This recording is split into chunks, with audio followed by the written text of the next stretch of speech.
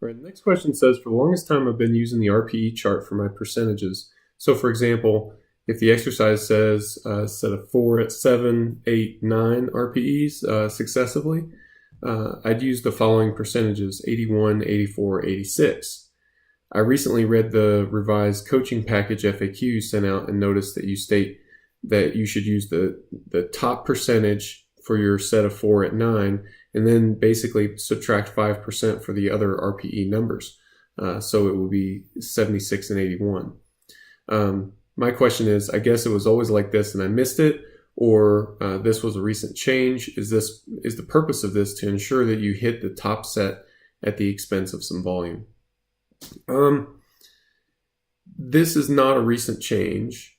I don't think it's of a huge consequence, to do it one way or the other.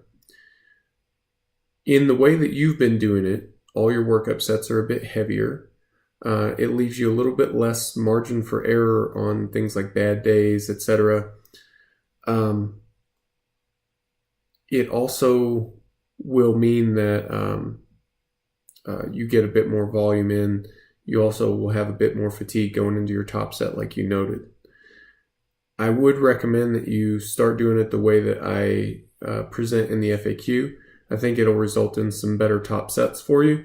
And I think the value of that is understated if we just look at training volume. However, if you just, let's say for a second that you just really don't like that and you don't want to do it that way, that's fine. You can continue to do it the way that you've been doing it.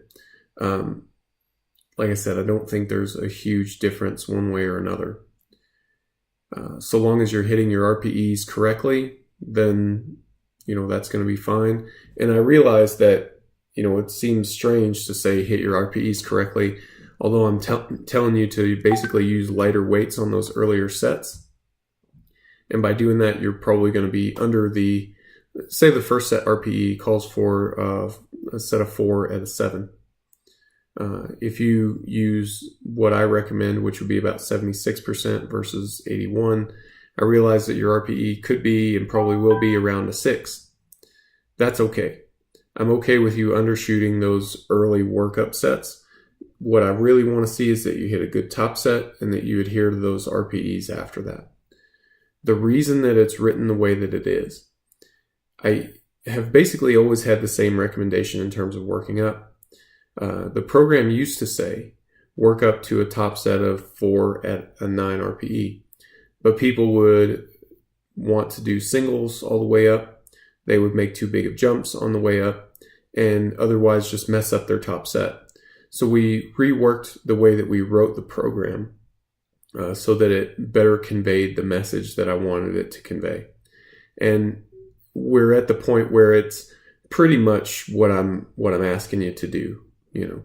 The next step in terms of evolution for our online systems, I will be able to prescribe direct training weights.